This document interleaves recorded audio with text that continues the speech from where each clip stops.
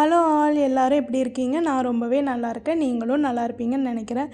இது வந்து சண்டே ஒரு மினி விலாக் மாதிரி தான். அன்றைக்கி என்ன சமைச்சேன் அப்படிங்கிறத ஒரு வீடியோவாக எடுத்திருக்கேன். இதில் வந்து நான் பக்கி மாதிரி தான் ட்ரெஸ் பண்ணியிருப்பேன், தலை கூட சீவாமல் இருப்பேன்.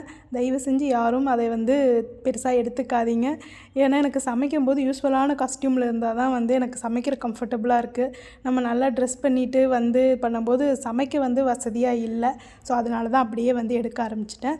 சண்டேக்கு வந்து நான் மட்டன் பிரியாணி செஞ்சிருந்தேன். சீரக சம்பா அரிசி, பாஸ்மதி ரைஸ் அவ்வளோவா நான் யூஸ் பண்ணது கிடையாது. ஃப்ரைட் ரைஸ் அந்த மாதிரி இதுக்கு மட்டும்தான் யூஸ் பண்ணுவேன். ஸோ சீரக சம்பா மட்டன் பிரியாணி, சிக்கன் சுக்கா, சுக்கான்னு சொல்லலாம், இல்லை செமி கிரேவின்னு சொல்லலாம், ரெண்டுக்கு நடுவில். அண்டு வந்து ரைத்தா இருந்தது, கலக்கி இருந்தது. ஸ்வீட்டுக்கு வந்து கொஞ்சமாக ஜவ்வரிசி பாயாசம் வச்சுருந்தேன், ஜவ்வரிசி சேமியா போட்டு. இந்த ஜவ்வரிசி வந்து இதில் நான் ஒரு 2 ஹவர்ஸ்க்கு முன்னாடி ஊற வச்சுருவேன். ஜென்ரலாக ஊறிடுச்சுன்னா நல்லா அது மசிஞ்சிரும்.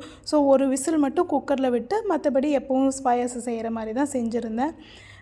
இந்த வீடியோவில் இன்னொரு விஷயமும் நான் ஷேர் பண்ணணும்னு நினைக்கிறேன். இப்போ ரீசெண்டாக வந்து நீயா நானா எபிசோடு எவ்வளோ பேர் பார்த்தீங்கன்னு தெரில. நான் பார்த்து அது எனக்கு ஏதோ ரொம்ப ஒரு பாதிப்பாயிருச்சு. ஒரு மாதிரி ஏதோ ஒரு ஃபீலிங் மனசில். ஏன்னா நான் சின்ன வயசாக இருக்கும்போதெல்லாம் வந்து எங்கள் வீட்டில் கஷ்டம் இருந்தது கண்டிப்பாக. ஆனால் வந்து எனக்கு அதை காமிக்காமையே வளர்த்திட்டாங்க. ஸோ அது வந்து நல்லதா கெட்டதான்னு தெரில. ஒரு வகையில் நல்லதாகவும் இருக்குது, ஒரு வகையில் கெட்டதாகவும் இருக்குது. ஏன் அப்படின்னா, இப்போது நான் பெருசாகி நான் ஒரு இண்டிபெண்ட் உமனாக சர்வை பண்ணும்போது எனக்கு வந்து இந்த கஷ்டங்கள்லாம் சொல்லி வளர்த்திருந்தா நான் இப்போ இன்னுமே நல்லா மேனேஜ் பண்ணுவனோ அப்படின்னு எனக்கு தோணுச்சு. பண கஷ்டம் இருக்கும், வேறு ஏதோ ஒரு ஃபேமிலியில் ப்ராப்ளம் இருக்கும், பட் எதுவுமே காமிக்காமல் எங்ககிட்ட பசங்கக்கிட்ட வந்து ரொம்பவே ஜாலியாக இருந்தாங்க.